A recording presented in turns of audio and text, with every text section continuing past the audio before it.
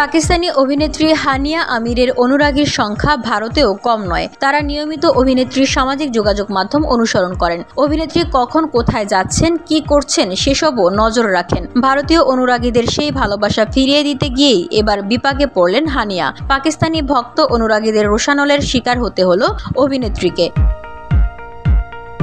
ভারতীয় সংবাদ মাধ্যম আনন্দবাজারের প্রতিবেদনে বলা হয়, কয়েকদিন আগেই হোলি উপলক্ষে ভারতীয় অনুরাগীদের শুভেচ্ছা জানিয়েছিলেন হানিয়া। নিজের বেশ কিছু ছবিও শেয়ার করেছিলেন সামাজিক যোগাযোগ মাধ্যমে, যেখানে কয়েকটি ছবিতে দেখা যায় ইংল্যান্ডের রাস্তায় বান্ধবীদের সঙ্গে সময় কাটাচ্ছেন হানিয়া। অভিনেত্রীর কপালে ছিল কমলা রঙের টিপ, সঙ্গে জুড়ে দিয়েছেন হোলি নিয়ে শুভেচ্ছার ক্যাপশন। পাকিস্তানি অভিনেত্রী লিখেছিলেন, একজন বুদ্ধিমান মানুষ বলেছেন, খারাপ কথা শুনো না, খারাপ জিনিস দেখো না, খারাপ কথা বলো না, সকলকে জানাই হোলির শুভেচ্ছা।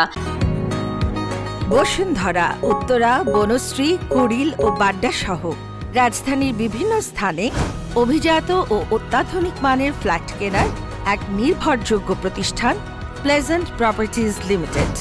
তাই আপনার স্বপ্নের আবাসনের জন্য আজই যোগাযোগ করুন। Pleasant properties limited, where destiny matches eventually। এই পোস্ট দেখে হানিয়াকে শুভেচ্ছা জানান তার ভারতীয় অনুরাগীরা, যা ভালোভাবে নেয়নি পাকিস্তানিরা। তাদের প্রশ্ন, মুসলিম হয়ে কিভাবে তিনি কপালে টিপ পড়লেন। অনেকে আবার দাবি করেন, বলিউডে জায়গা তৈরি করার জন্য ভারতীয়দের মনোযোগ পাওয়ার চেষ্টা করছেন Haniyeh.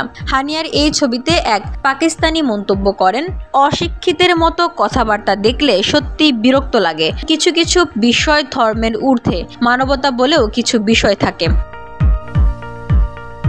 VOD Bangla news desk.